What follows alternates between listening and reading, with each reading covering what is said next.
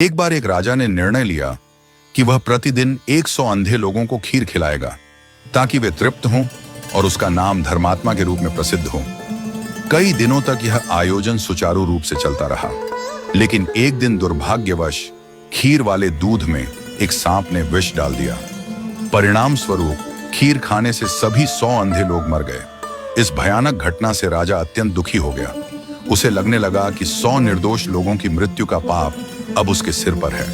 पाप से मुक्ति की तलाश में उसने अपना राज्य छोड़कर जंगल में जाकर तपस्या करने का निर्णय लिया। जंगल की ओर बढ़ते हुए राजा एक छोटे से गांव में पहुंचा। वहां उसने चौपाल पर बैठे लोगों से पूछा, क्या इस गांव में कोई भक्त परिवार है जहां मैं एक रात के लिए ठहर सकता हूं?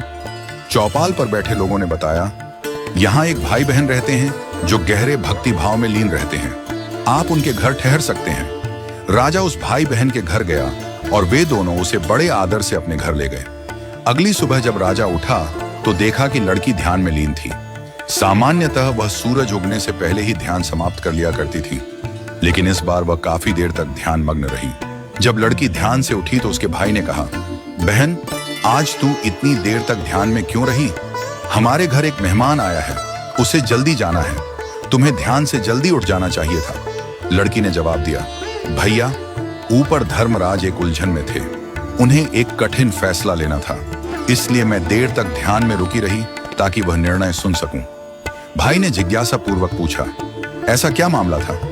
लड़की ने बताया, फला राज्य का राजा 100 अंधे लोगों को खीर खिलाता था, लेकिन एक दिन खीर जहरीली हो गई और वे सभी मर गए। धर्मराज उलझन में थे कि इस पाप का दोष किसे दिया जाए, राजा को, सांप को या रसोइये को जिसने दूध को खुला छोड़ दिया। राजा, जो यह सब सुन रहा था, उत्सुक हो उठा। यह मामला तो सीधे उससे जुड़ा हुआ था। उसने लड़की से पूछा, तो क्या फैसला हुआ? लड़की ने कहा, अब तक कोई फैसला नहीं हो पाया था। राजा ने अनुरोध किया, क्या मैं एक और रात यहां रुक सकता हूं? भाई बहन ने सहर्ष अनुमति दे दी। चौपाल में बैठे लोगों ने जब देखा कि राजा एक और रात उसी घर में ठहरा है तो उनके मन में संदेह उत्पन्न हुआ। वे बातें बनाने लगे, ये राजा भक्ति का दिखावा कर रहा है, निश्चित रूप से उसकी नीयत लड़की को देखकर खराब हो गई है। अब वह लड़की के साथ भाग जाएगा या फिर यहीं ठहरा रहेगा। अगली सुबह लड़की फिर से ध्यान में बैठी और इस बार समय पर उठ गई।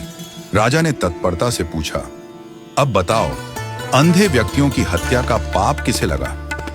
लड़की ने मुस्कुराते हुए उत्तर दिया, वह पाप तो हमारे गांव की चौपाल में बैठे लोग बांट कर ले गए। राजा चौंक गया। लड़की ने समझाया, जो लोग दूसरों की निंदा करते हैं वे अनजाने में ही उनके पाप अपने सिर पर ले लेते हैं। निंदक दूसरों के दोषों को ढोते रहते हैं और उनके फल भी भोगते हैं, इसलिए हमें निंदा से बचना चाहिए। राजा को उस दिन एक गहरी सीख मिली। उसने समझा कि असली भक्ति दूसरों की निंदा छोड़कर अपने कर्मों को सुधारने में है।